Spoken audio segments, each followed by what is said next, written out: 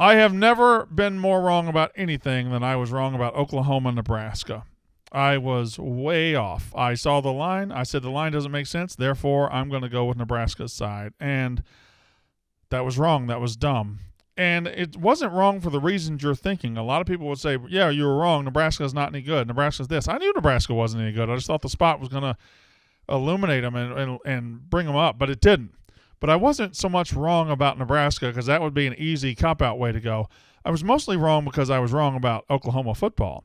I thought Oklahoma football would take a year of transition to Brent Venables. I thought Oklahoma football would not be as good this year. I thought Oklahoma, losing the transfers they did, Caleb Williams, a couple of others, receivers, defensive players, I thought they would struggle this year or at least not be as good.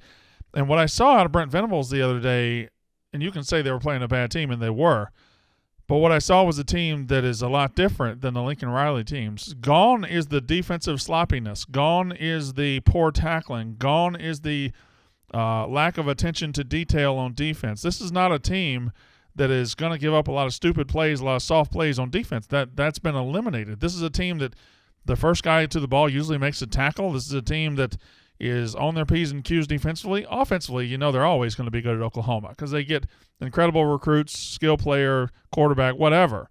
And they were good offensively. They were fantastic. But this Brent Venables defense has switched it around. I'm not just talking about them holding Nebraska to 14 points because Nebraska, again, sucks.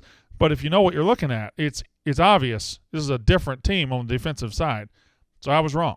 I was wrong about Oklahoma. I was bad wrong. I was right about Penn State. This is a good team. A very good football team. Auburn's not, but they walked into Auburn and treated them like a rag doll. They walked into Auburn and beat the piss out of them. They walked into Auburn and treated them like an FCS team. Auburn, no matter how good they are, is one of the toughest places to play in the country. Hell, Alabama played for a national title last year and went into Auburn the last week of the season and barely got out alive. It's hard to go in there and push them around. Penn State just did it. Some of Penn State's wins already, like their win against Purdue, is going to age a hell of a lot better than you think, too.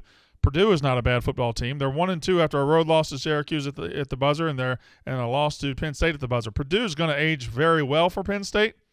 Penn State's a top 10 team. Clifford's a lot better than you think. They got the freshman behind him, the 5-star freshman who could take over at any moment. Their running back room is elite. Their defense is borderline elite. Penn State's going to matter this year. I thought maybe the Big Ten East would be about 3 teams: Ohio State, Michigan State. Michigan State out, Penn State in. That's my opinion anyway. The Georgia Bulldogs are an 800-pound gorilla with a chainsaw for a dick. That's what Georgia is. I've never met an 800-pound gorilla with a chainsaw for a dick, but I would imagine it would be unpleasant, as is playing the Georgia Bulldogs. They beat Oregon 49-3. Oregon just beat a top 12 team. They beat South Carolina to sleep. South Carolina is probably an average SEC team, and they beat them to sleep. Georgia fans told me in the offseason, said, Brandon, you're stupid. We're not going to lose a game. We're not going to lose 2 games. Our offense is better now, and our defense is going to be just as good. I said, there's no chance your defense can be just as good. You lost so many first-round picks, and your offense will not be elite. Georgia fans 1. Actually, Georgia fans 2. Brandon Walker, nothing. Offense looks elite. Defense looks elite again. They look incredible. They've reached, as of right now, 3 games in, they've reached Alabama status where they just reload. Kansas. And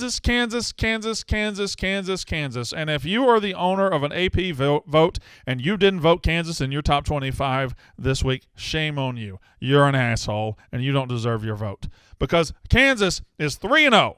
Kansas is one of the top scoring teams in the country. Kansas has walked to 2 different places. West Virginia, not easy to go play at, and Houston, who's a good football team, and they've won both. They not only are 3-0, they have 2 good wins. That's Kansas football now. Kansas deserves all the respect in the world. Kansas was a laughingstock 12 months ago. They hired Lance Leipold, and that son of a bitch has turned the ship around immediately. Kansas, to me, is the best story of college football this season so far. Now, this weekend, they play Duke.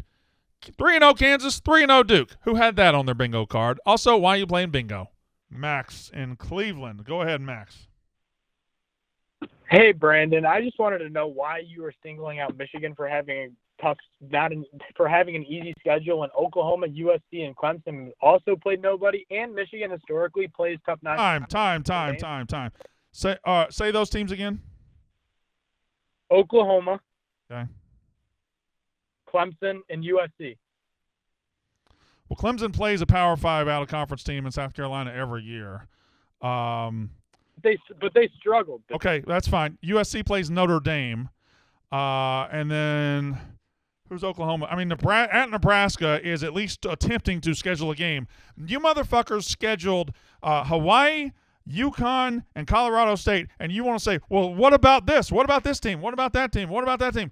All those teams at least attempted to do something. Michigan played the pussiest non-conference in the country, and you want to say, what about everybody else? Listen, Michigan's a great team, a very good team, a playoff contender. I can tell you got a bad schedule because you know why? You got a bad schedule. Stop trying to put it off on USC, who plays Notre Dame. Stop trying to put it off on Oklahoma, who went to Nebraska. Look in the fucking mirror and say, why do we do this? The only reason Michigan doesn't play Notre Dame is because they chickened out of us. And the only reason you don't play UCLA this year is because you chickened out and paid $1.5 million to not play the fucking series. I mean, I guess. I guess. Fucking mic drop, you dumb Michigan bitch. That's right. I'm right. You're wrong. Michigan fans, it's okay. Nobody's judging your character. Nobody's judging your program for the long haul. We're judging your 2022 schedule. You call in and try to say, what about this team? What about that team? What about that team? You better have your facts right because you're going to get fucking embarrassed. Jack in Lexington, which is in Kentucky. Go ahead, Jack. Hey, Brandon.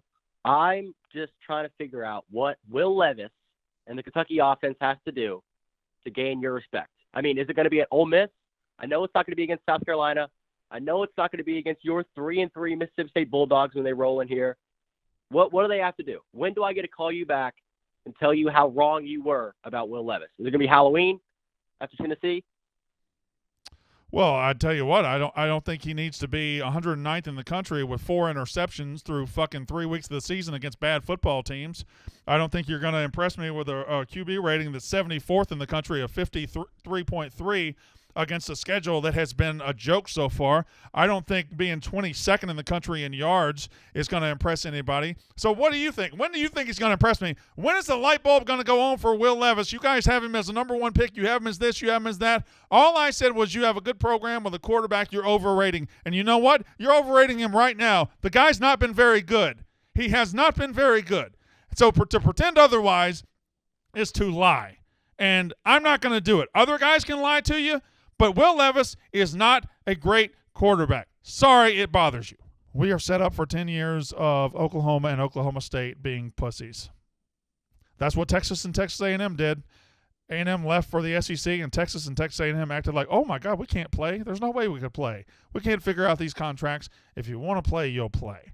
And you're doing a disservice to your state, to your fans, to everybody by not playing. Texas and Texas A&M, that problem's going to fix itself. They're going to both be in the SEC. But now Oklahoma's gone off to the land of milk and honey, the SEC, and Oklahoma State doesn't want to play him anymore. And whoever's decision it is, whether it's Oklahoma's or Oklahoma State, to get rid of Bedlam, to get rid of one of the most fun rivalry games on a year-in, year-out basis, if I had to list the most fun rivalry games every year, it's very high on the list. Now they're not going to play it because they're all being just a bunch of pieces of shit. Don't be pussies. You're robbing your fans. You're robbing your players. You're robbing everybody else. Sit down, figure it out, and play. You're rivals for a reason. Your hate matters. Play, play, play, play. Tyler Van Dyke, the Miami quarterback, is in a little, he's in a little hot water for saying that I actually prefer playing road games because we have a terrible environment at home. And Tyler Van Dyke is right. He's telling the truth. Miami is a great program with a great tradition.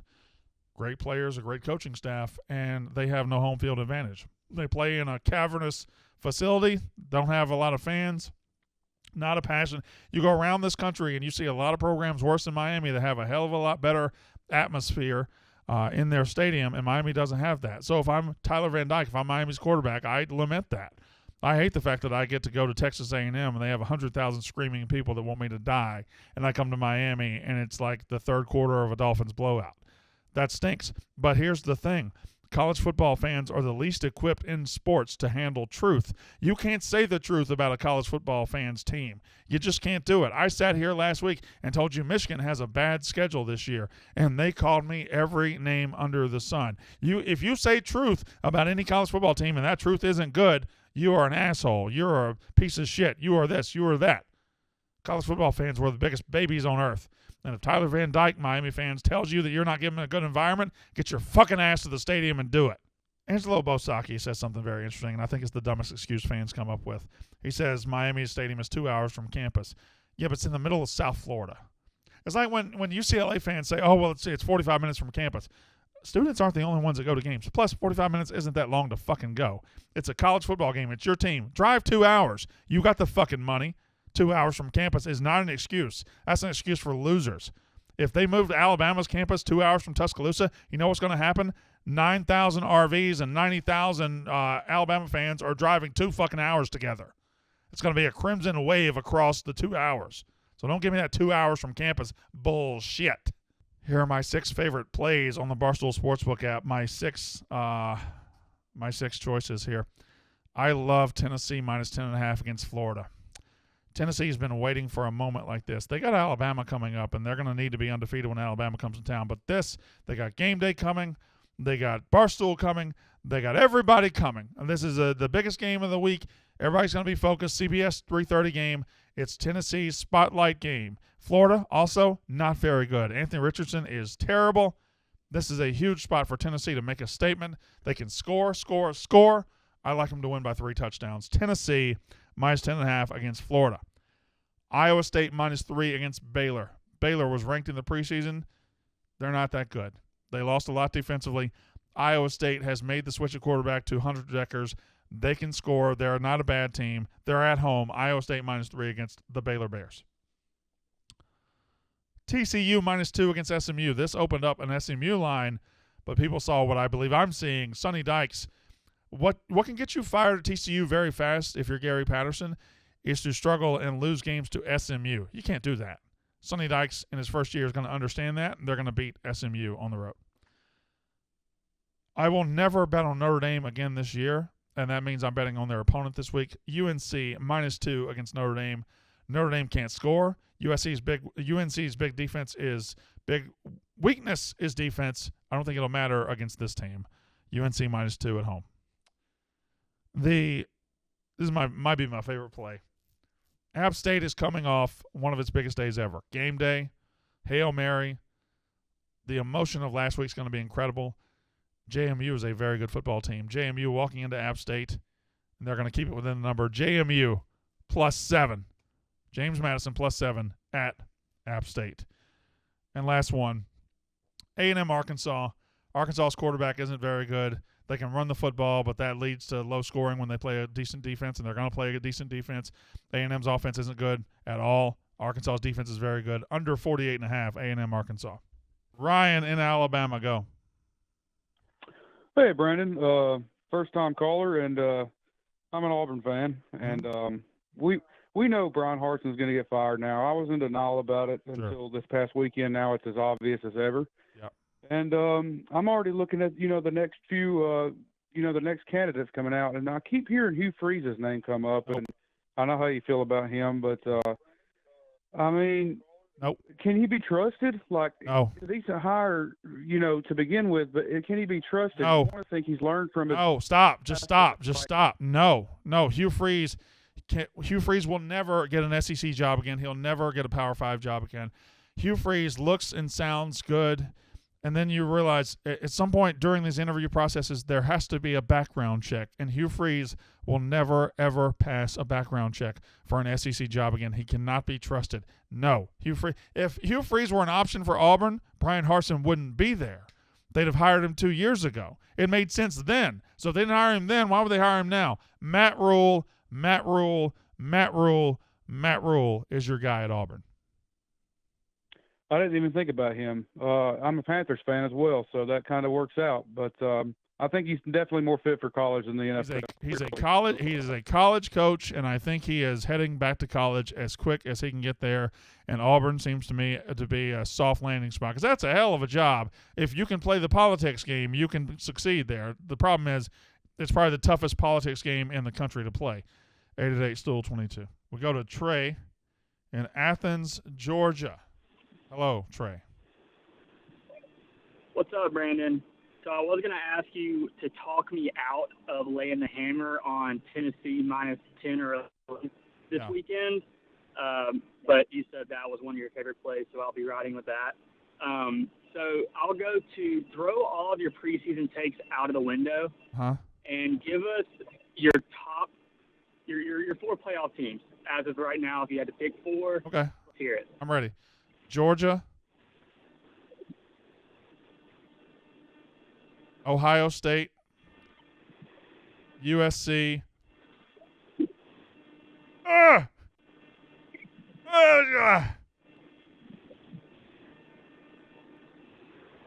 I mean, you can put Georgia's backups in there if you want. No, I'm not going to do that. I'm not going to suck your dick that bad. Georgia, Ohio State, USC, and I'm torn between Alabama and Oklahoma or Texas. I would, out of those, I'm taking Alabama out. No, Alabama's going to lose in the regular season, and they're going to lose to Georgia in the conference championship game. So I'm going to go Georgia. I'm going to go Ohio State. I'm going to go USC, and I'm going to go winner of Oklahoma, Texas.